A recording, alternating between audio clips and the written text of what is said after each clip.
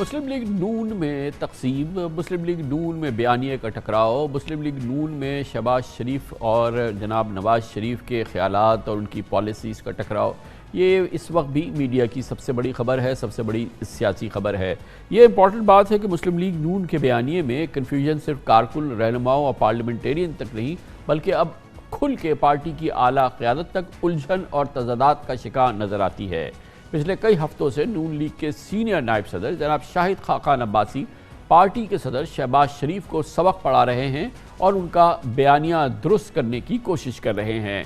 शहबाज शरीफ की जानिब से इदारों से मफाहमत के रोड मैप, नवाज शरीफ के पाँव पकड़ने, इलेक्शन 2018 इंतखाबी स्ट्रेटजी और माजी भुलाने की बातों से शाहिद खाकान अब्बासी को इख्तलाफ है, बल्कि शहबाज शरीफ के नज़रियात और शाहिद खाकान अब्बासी के ख्यालात एक दूसरे से मुतसादिम हैं। शहबाज शरीफ की हर पेशकश और हर तजवीज़ को शाहिद खाकान अब्बासी किसी न किसी इंटरव्यू में बल्कि फौरी तौर पे मुस्तरद ज़रूर करते हैं।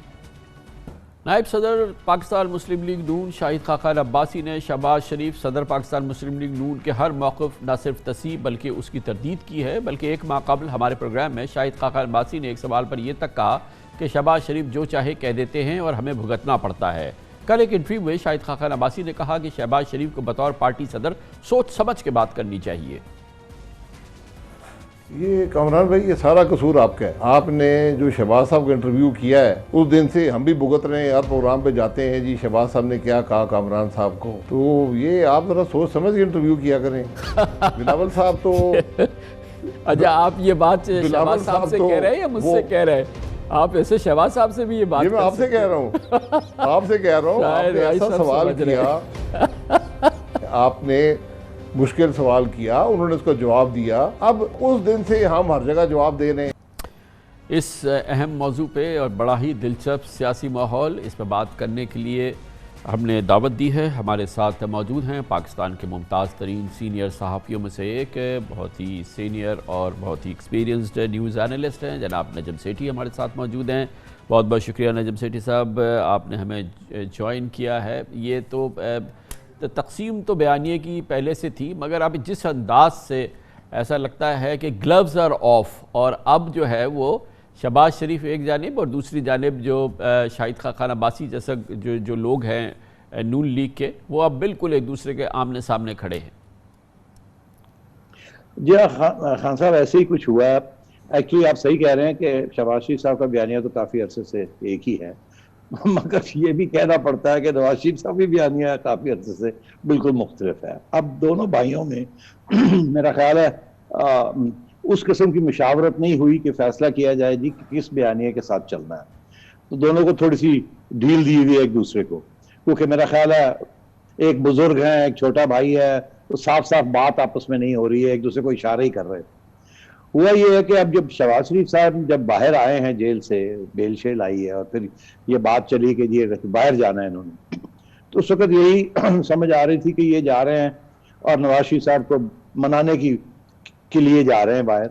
और इन्होंने मेरे ख्याल आपके प्रोग्राम पे या कहीं और यही कहा कि मैं तो उनके गोडे पकड़ लूंगा, वारा वारा। तो अब उससे यही लगा कि ये इस काम के लिए बाहर जा रहे हैं, और जाहिर है फिर यही स्पेकुलेशन शुरू होगी कि शायद इस काम के लिए उनको छोड़ा गया है कि जाइए जाके भाई साहब को कहें कि चुप करें और आपको मौका दें और हम आपसे बात करते हैं। अच्छा, बात यह है कि शहबाज शरीफ साहब ने मेरा ख्याल है, जो मेरा जो ख्याल है, गलती ये हुई उनसे कि उन्होंने पहले ही पब्लिक के अंदर अपना बयानिया करके, जैसे कि अब मुकमका होने वाला है, खत्म हुई बात, मैं जाके भाई साहब को मना लूंगा और बात आगे बढ़ेगी, ये, और उसी वजह से मेरा ख्याल है फिर इमरान खान साहब ने भी इनको रोक दिया जाने से आगे, क्योंकि नवाज शरीफ साहब को इस वक्त कोई थ्रेट नहीं है। थ्रेट अगर है, अगर कोई तब्दीली आनी है और तो वो शहबाज शरीफ साहब को ही ला सकते हैं किसी तरीके के साथ। तो ये यहाँ तक तो बात चली, मगर फिर नवाज शरीफ साहब का जो बयानिया हमेशा रहा है फैमिली के अंदर भी और बाहर भी, जो मेरा जहां तक इत्तला, वो ये कि वो कहते हैं कि यार शहबाज, और तेरे नाल गेम हो रही है, तुम्हें ये खेल रहे हैं, हमें कमजोर करने की कोशिश, तुम्हें मिलना कुछ नहीं। जैसे उन्होंने पीडीएम को तोड़ दिया, वो हमारे दरमियान भी दरार डालने की कोशिश कर रहे हैं और तुम्हें थोड़ी सी ढील दे रहे हैं, तुम आओ जाओ, मगर मिलना चलना कुछ नहीं। शहबाज शरीफ साहब का मौक़िफ़ जो मुझे समझ आ रहा था वो यही था कि जब ये 2018 के इलेक्शन हो रहे थे, तो आपको याद होगा कि उस वक्त एक बड़ी दिलचस्प सिचुएशन हुई कि नवाज शरीफ साहब की जो कन्विक्शन की जजमेंट थी वो रिजर्व हो गई थी। उसके बाद ये लंदन चले गए, लंदन से लंदन में ही थे तो यहाँ खबरें आनी शुरू हो गई कि जी कि जजमेंट जो है वो सुनाई जाएगी यहाँ इन हिज एब्सेंस। तो शब नवाज शरीफ साहब ने बयान दिया कि नहीं नहीं, मैं इंतजार करें, मैं वापस आ रहा हूँ, मैं अदालत में खड़ा होकर ये बात सुनूंगा। तो मगर ऐसे नहीं हुआ, वो वहीं थे और जजमेंट अनाउंस होगी, कन्विक्शन होगी। अब मेरा ख्याल है जो अंडरस्टैंडिंग थी, जो कि शायद जिसमें मियाँ साहब उसका हिस्सा नहीं थे, शायद और लोग कोई उसका हिस्सा थे, कि चले फिर इनको बाहर ही रखना चाहिए, हमें ये नहीं चाहते कि ये वापस आए, हमारे लिए प्रॉब्लम बन जाएगी, ये बाहर ही रहें और ये चुप रहें दोनों, मियाँ बाप और बेटी, और हम शहबाज शरीफ के साथ आगे बढ़ते हैं। मगर हुआ ये कि मियाँ साहब ने फैसला किया, नहीं मैं वापस जा रहा हूँ। वो अपनी अहलिया को छोड़ के बीमारी की सूरत में वो वापस आ गए। यहाँ जब आए तो यहाँ फिर मसला ये बन गया कि इस्तकबाल कैसे करना है, और वहाँ भी इस्तकबाल में भी फिर बहुत से सवाल खड़े हुए कि सही तरीके से इस्तकबाल भी पंजाब में नहीं किया गया। इसके ऊपर भी बात आई कि रोका गया लोगों को। तो इससे ये समझ आई कि शायद कोई पीछे बात हो चुकी थी कि जी नवाज शरीफ साहब को ना आने दें। मेरा ख्याल है शहबाज शरीफ साहब के सर्कल्स ये कहते हैं कि उस वक्त ये अंडरस्टैंडिंग थी कि अगर मियाँ साहब बाहर ही रहे तो ये बात आगे चलेगी और आपको फ्री हैंड दे देंगे इलेक्शन के अंदर, फिर ठीक है अगर आप आ जाते हैं तो वेरी गुड, हम आपसे बात करेंगे। मगर ऐसे हुआ नहीं, क्योंकि मियाँ साहब वापस आ गए तो फिर वो जो भी अरेंजमेंट था वो खराब हो गया। फिर ये हुआ कि जब इलेक्शन हो गई तो जाहिर है जो हुआ वो आपके सामने ही है। तो उसके बाद फिर एक नया ड्रामा शुरू हुआ। वो ये हुआ कि शहबाज शरीफ साहब के लोग कहते हैं कि उनको कहा गया कि जी आप ये जो इंडिपेंडेंट्स हैं इनको इकट्ठा कर लें और आप हुकूमत बना लें। मगर जब वो इंडिपेंडेंस को इकट्ठा करने गए तो पता लगा कि जहांगीर तरीन साहब को पहले ग्रीन लाइट मिल गई थी और वो मूव कर गए। अब यही बात मेरा ख्याल है नवाज शरीफ साहब के जो लोग हैं वही ये कहते हैं कि जी आपसे एक दफा नहीं 2 दफा हाथ हो गया। अच्छा, अब फिर से ये मामला फिर शुरू हो गया। मगर अब जो है अब तो और भी ज्यादा वजन है नवाज शरीफ साहब की बात में कि भाई आपके साथ गेम खेल रहे हैं, आपको लारी लपा देते हैं, आप बाहर आ जाते हैं, आप फिर भागदौड़ करते हैं और फिर ये आप साहब ये बताइए कि ये नून लीग का अपना कैरेक्टर है और अब उसकी अपनी सोच होती है, हमेशा की पहचान है, बड़ी पुरानी जमात है और इस्टेब्लिशमेंट के साथ मखसूस हालात इसके हमेशा से रहते हैं। और शहबाज शरीफ साहब जो हैं वो इस बयानिए में या इस गुफ्तगू में वो तनहा नहीं है। पाकिस्तान मुस्लिम लीग नून की एक बड़ी पार्लियामेंटेरियंस की सपोर्ट उनको इस सोच के हवाले से हासिल है।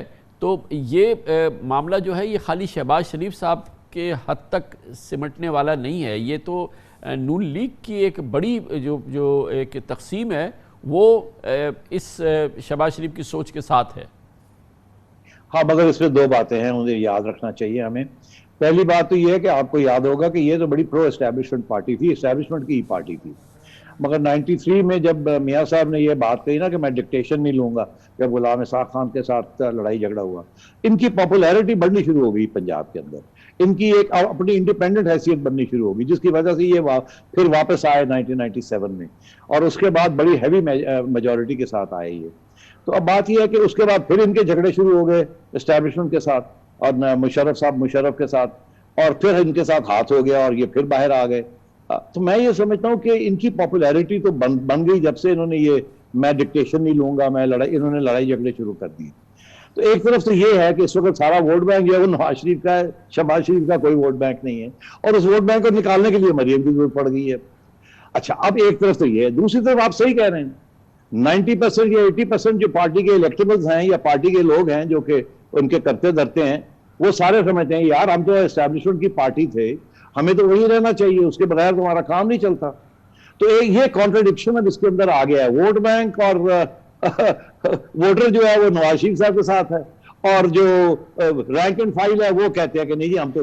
मगर बाज लोग ये कहते हैं कि नवाज शरीफ साहब की हमेशा से पोजीशन ये रही है कि वो बात करते हैं सख्त, पॉस्चरिंग बहुत ज़बरदस्त करते हैं, बहुत सख्त पॉस्चरिंग करते हैं, लेकिन डील वो खुद करना चाहेंगे, वो खुद जो है वो उसको हैंडल करना चाहते हैं, वो किसी को वो तफवीज़ नहीं करना चाहते।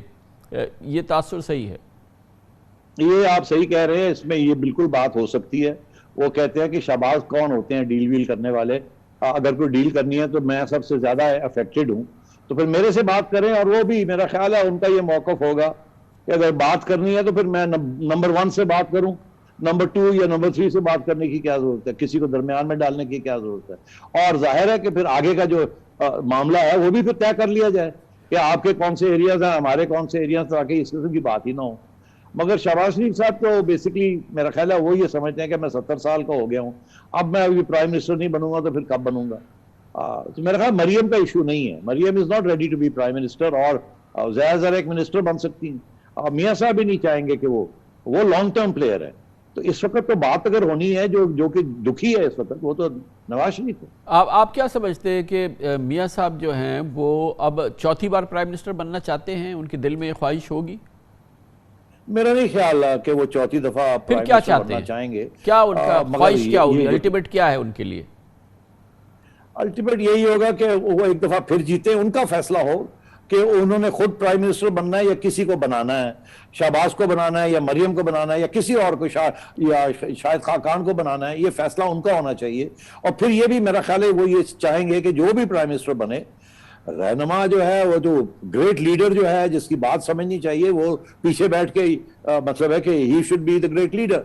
मैं एग्जांपल आपको देता हूं, मैंने ये सुनने में मुझे आया था कि जब शाहिद खाकान अब्बासी प्राइम मिनिस्टर थे तो उस वक्त भी कुछ शाहिद खाकान अब्बासी ने कुछ ऐसे फैसले किए काबीना के अंदर या एस्टेब्लिशमेंट के साथ कुछ किए जो कि मियाँ साहब खुश नहीं थे उस पर, और उन्होंने उस वक्त तो अपना कोई नाराजगी का इजहार नहीं किया, मगर बाद में दोस्तों के इधर उधर वो करते रहे हैं।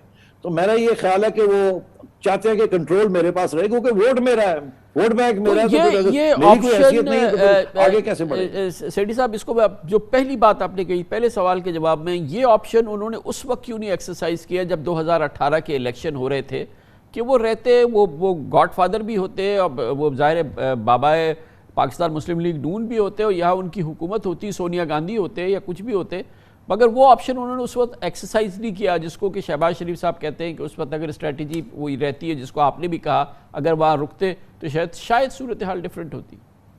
आप सही कह रहे हैं, मगर वी डोंट नो, क्योंकि वो कन्विक्शन हो गई ना। जब कन्विक्शन हो गई तो उसके बाद तो रास्ते बंद हो गए ना वापस आने के। यकीनन। तो अब आपको क्या लगता है डाउन द रोड, अगले साल 2 साल के अंदर 23 पे जब आप दाखिल होंगे तो नून लीग की क्या कैफियत होगी? देखिए, अब 2 बातें कहूँगा मैं, जो मेरी अंडरस्टैंडिंग है वो ये है कि शहबाज शरीफ साहब को तो एक किस्म की अब शट अप कॉल आ गई है फाइनली। ये जो ट्वीट्स किए ना मियाँ साहब ने, और जो शायद खाकान अब्बासी बड़ी फ्रंटल बात कर रहे हैं, तो मेरा ख्याल है अब शहबाज शरीफ साहब को बात समझ आनी चाहिए। आपको लग रहा है कि ये जो शहबाज शरीफ साहब पे जो फ्रंटल जो आप कह रहे हैं शाहिद खाकान आए हैं, तो इनको विंक नवाज शरीफ साहब ने किया लंदन से? 100% ऐसे ही होगा, ऐसे तो हो नहीं सकता कभी और विंक हो। तो वो तो क्लियर हो गया कि शाहिद खाकान जो है वो स्टैंड कर रहे हैं नवाज शरीफ साहब की तरफ। मगर आप देखिए ना, बड़ी इंटरेस्टिंग डेवलपमेंट है ना, कि अगर कोई सूरत हाल ऐसी बनती है जहां नवाज शरीफ साहब का बयानिया कामयाब हो जाता है मगर नवाज शरीफ साहब खुद प्राइम मिनिस्टर नहीं बन सकते, तो फिर जाहिर है शाहिद खाकान एक दफा बने हैं तो शाहिद खाकान फिर बन सकते हैं ना। तो उनको तो समझ आ गई है कि मुझे खड़ा होना है जिसके साथ वोट है, तो वो तो नवाज शरीफ साहब खड़े हैं। और फिर ये जो जेले वेले काटी हैं, अब उसके बाद दिलेरी भी आ जाती है कि यार ये तो सुनते नहीं है, हमारे साथ हाथ हो जाता है, और अपने वादे जो है उसका पैरा नहीं देते। आप समझ रहे हैं मेरी बात? तो मेरा ख्याल है अब शहबाज शरीफ साहब को ये फैसला करना पड़ेगा कि उनका जो रोल है लीडर ऑफ द ऑपोजिशन, वो leader of the opposition role अदा करे, मगर जरा डिग्निटी के साथ करे। अब एक तरफ तो हुकूमत जो है आज की वो कोई बात ही नहीं करना चाहती ऑन डेमोक्रेटिक टर्म्स, उन्होंने सारे दरवाजे बंद कर दिए, तो फिर आप बात किससे करेंगे, कंसेंसस किसके साथ बिल्ड करेंगे? वो तो करने के लिए तैयार नहीं है ऑन द कोर इश्यूज। तो यही तो नवाज शरीफ साहब के लोग कहते हैं शहबाज शरीफ साहब को कि भाई आप कहते हैं जी कंसेंसस, कहाँ कंसेंसस? ना एस्टेब्लिशमेंट बात मानती है, ना इमरान खान बात मानता है, उधर से पीपल्स पार्टी को भी तोड़ दिया है फ्रॉम पीडीएम, अब हमारे दरमियान दरार डालने की कोशिश कर रहे, तो हम कहाँ जाएंगे? सो आई थिंक अभी ये पैगाम चला गया है शहबाज शरीफ साहब को। अब देखना ये है कि उनके पास 2 ऑप्शन है, या तो वो अलहदा हो जाए और चुप करके बैठ जाएं कहीं और कुछ ना करें, या फिर अपने बड़े भाई के बयानिया ना फॉलो करें, वो ना बातें सख्त करें जो कि नवाज शरीफ साहब कर रहे हैं, मगर साथ leader of the opposition solidly तरीके के साथ पेश करें। फिर आगे देखा जाएगा क्या होगा, कोई अगर स्पेस निकलती है तो फिर देखा जाएगा।